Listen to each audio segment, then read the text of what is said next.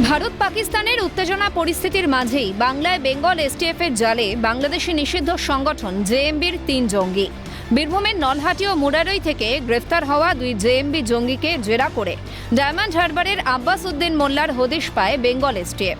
শুক্রবার তাদের রামপুরহাট মহকুমা আদালতে তোলা হলে পুলিশি হেফাজত শেষে ১৪ দিনের জেল হেফাজতের নির্দেশ দেন বিচারক। এদিন সরকারি আইনজীবী জানান, আব্বাসের কাছ থেকে বাজেয়াপ্ত মোবাইল ফোন ও উদ্ধার হওয়া নথি থেকে জানা গিয়েছে তার সঙ্গে নিয়মিত যোগাযোগ ছিল পাকিস্তান ও বাংলাদেশের জেএমবি শীর্ষ নেতাদের।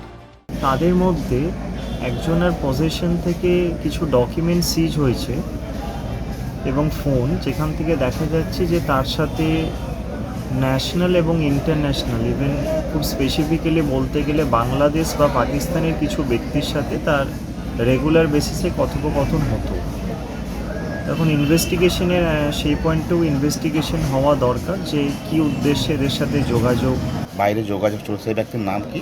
ওর নাম হচ্ছে আব্বাস শেখ। আজকে ওদেরকে বেল পেয়ার রিফিউজ হয়েছে এবং ফার্দার ফুল জেসি অ্যালাউ হয়েছে 14 ডেজ। উল্লেখ্য, গত ৯ মে বীরভূমের নলহাটি থেকে গ্রেফতার হয় আজমাল হোসেন ও মুরারইয়ের চাতরা থেকে গ্রেফতার হয় সাহেব আলী খান। এদের কাছ থেকে পাওয়া সূত্র ধরেই দক্ষিণ ২৪ পরগনার ডায়মন্ড হারবার এলাকার পাতুরা গ্রাম থেকে আব্বাস উদ্দিন মোল্লাকে গ্রেফতার করে রাজ্য পুলিশের এসটিএফ। ১০ই মে রামপুরহাট মহকুমা আদালতে তোলা হলে ৩ জনের ১৩ দিনের পুলিশি হেফাজতে নির্দেশ দেন বিচারক। পুলিশি হেফাজত শেষে ফের ১৪ দিনের জেল হেফাজতের নির্দেশ বিচারকের। তাদের কাছ থেকে পাওয়া নথিপত্র দেখে তদন্তের গতি আনতে চাইছেন তদন্তকারী আধিকারিকরা। পাকিস্তান ও বাংলাদেশের জেএমবি শীর্ষ নেতাদের সঙ্গে কোন উদ্দেশ্যে যোগাযোগ রাখত আব্বাস? বড় ধরনের কোনো নাশকতার ছক কষা হচ্ছিল কিনা তাও খতিয়ে দেখা হচ্ছে।